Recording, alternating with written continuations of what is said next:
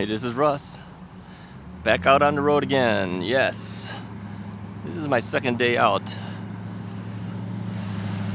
on the Magicycle Commuter bike. Well, it's the second day for this particular purpose. I think this is actually my fourth time out with the bike. Now, I did a review of the bike, of which I was still pedaling to try to get the range test done at the exact same time. Yeah, that wasn't gonna happen. No way. I've got to pedal this bike continuously, and there's no way I have the physical endurance to be able to ride this bike until it's exhausted of its battery. I did 14.7 miles on this bike yesterday, and I'm still 5 bars out of 5. So I said, that's it, I'm done. I cannot continue. So I figured the only way I can do this is I'd have to split this thing up into a couple of days of ride to get the final total range. I'm not the best shape, as you know. I'm a 255-pound rider on a bike that maxes out to 265 pounds. We've got 27-inch, 1.25-inch tires on here. So yeah, small tires. Small in the sense of diameter, or the width, that is, you know, the tire's 27 inches though.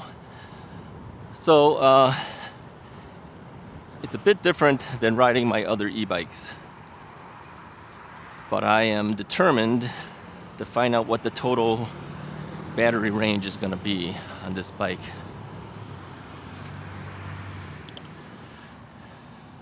And there's only one way to find that out. You got to ride it. So I'm taking a shortcut to get to the 3-mile path that we typically take when we do this. Now, I like using the 3-mile path because let me see if I can, let me cross over here. Because doing the 3-mile path means I just go around in a circle and there won't be cars and everything like that bothering me. I'm just kind of scooting along here. Let's hit the button. So, yeah, we're just gonna go around in circles as we usually do, trying to exhaust this battery by pedaling. Now, I'm finding that I am usually in pedal assist level 2 on this bike. The hardest thing is getting started from a dead stop. As you see, it's taking me a while just to even get started to get cross. But once you get started, you're fine. Because again, this is a single speed bike. All right, which direction should I go? Let's go left here.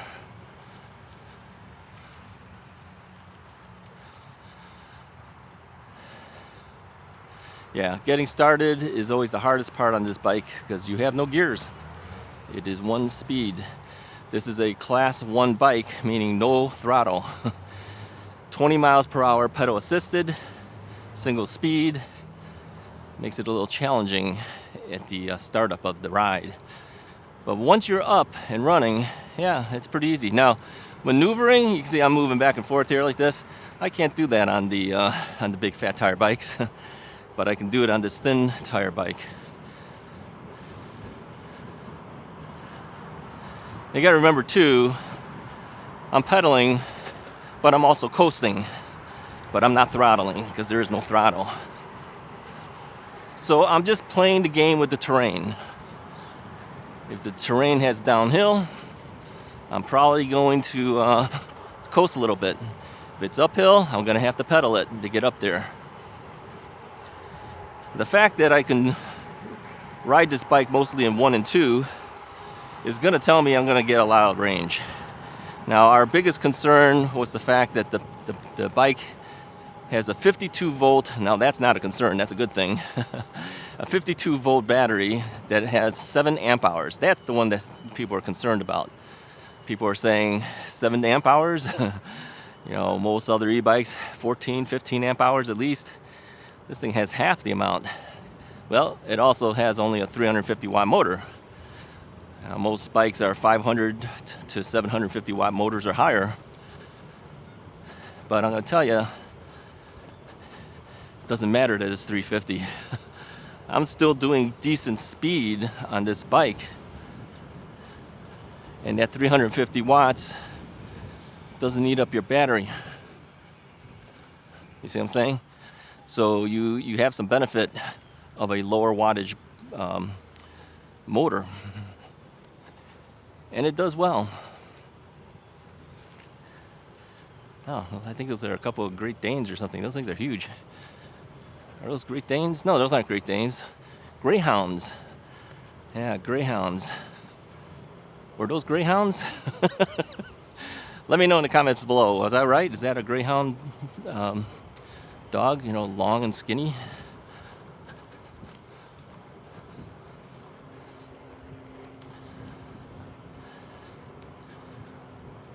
So yeah, we're just going to go around in circles here. Now I'm going to do it the same way I typically have done it in the past. I'll talk for a while. I'll probably shut you down, continue riding, come back on certain milestones, let you know how I'm doing, and then we'll conclude up. But I will say that I've been enjoying this bike, even though it's been making me work. You can hear it in my voice that I'm more winded all the time because I have nothing to throttle. Okay, so we're going downhill, so I'm going to coast it. Okay, so of course you add mileage this way without using battery, but again, it would make no sense. Why would I pedal when I'm hitting down the hill? I got to pedal to go back up now, see? So it evens out. So while this has 5 levels of pedal assist, 1 through 5, actually 0 through 5 I should say, I hover around 1 and 2 most of the time. I have tried this bike at 0, and it seems like I can't actually ride this at 0. I could never ride my other heavy bikes at 0. It's just too much.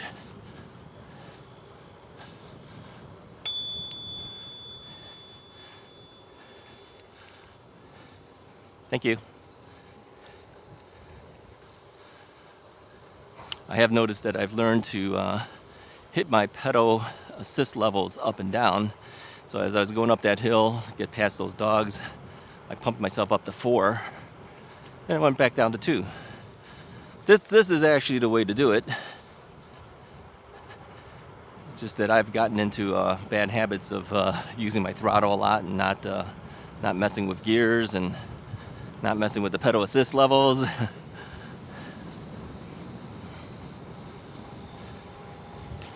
This bike is going to force me to learn that stuff back again. I mentioned before too in the other video, I think one day I would like to raise the height of these handlebars.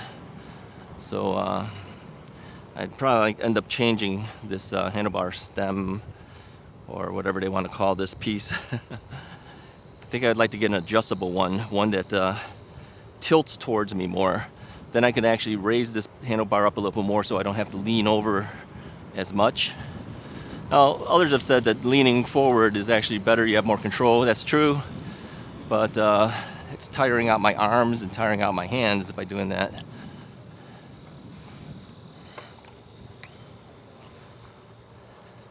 So I think I'd rather have it a little bit higher up so I can sit up straight a little bit better. The drive mechanism on this bike is a belt drive. That's why it's so quiet when I'm riding. You don't hear the chain. Even when I backpedal, I'm backpedaling now, you don't hear anything. I mean, you do, but with the wind blowing in your ears, you can't hear a thing. I think people have a hard time hearing it as you're riding past them too. So you do have to use your bell. Now, I did change the bell out. I have the little $1.80 something bell. See that? I don't know if you guys can see that. Let me angle this. Can you guys see this? Yeah, it's just like a little circular half circle bar That's maybe a half an inch wide, something like that. And it mounts right on here. I bought these on AliExpress. And yeah, they're really good. I really like them. It's my preferred bell at this point. I actually like that quite a bit.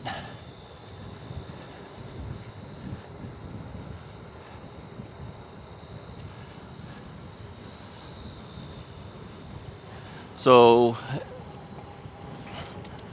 the bell that they give you seems to be the standard bell that a lot of these manufacturers are putting on bikes that don't have integrated bells. The Tektro brakes, the Tektro mechanical brakes, some of them have built-in bells, which I really like a lot. It's built into the into your brake levers. And I moved myself up to 3 because I see a hill coming up. But if you don't have that particular brake, you lose your bell. Like for instance, I switched over to hydraulic brakes on one of my bikes. I lost my bell, so I had to find a solution, and that was the solution I came up with because it's very low profile. It doesn't stick up. Like I said, it's just like a little half cylinder, half circle bar. It's only like maybe a half an inch wide, something like that. Is that about a half an inch? Maybe a little larger than a half an inch. But it doesn't look huge. Kind of fits with everything else. You can get them in different colors. I ordered up black. I ordered 10 of them in black.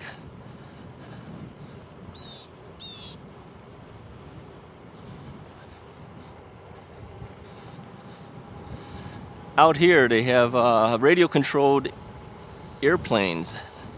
I see ones flying ahead of us. I don't know if you can see it, but if you look up, you'll see it flying. Yeah, they have like a club out here, and all those guys out there are flying these planes. It's kind of cool to sit and watch them. I seen one that did a helicopter once, radio controlled helicopter. That's kind of cool.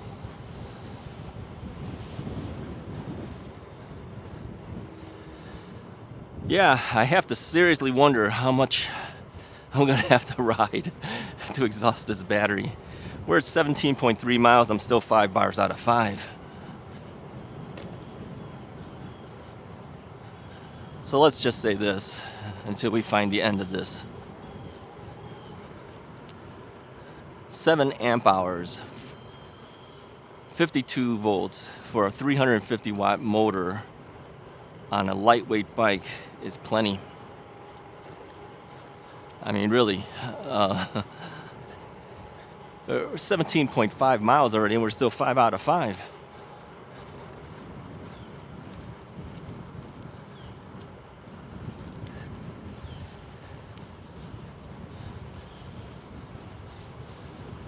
All right, I'm gonna let you guys go for a moment. I'll come back and let you know how my progress is. I'm just gonna continue to ride, and I'll update you every now and then to see how I'm doing. All right, I'll be back in a bit. Okay, I'm back. Take a look at my display screen here. You can see that I'm at 20.4 miles, but I'm down to 1 bar. So that tells me this, whereas I thought we were gonna get more range, since I was 5 bars at 14 miles, it dropped dramatically within 5 or 6 miles.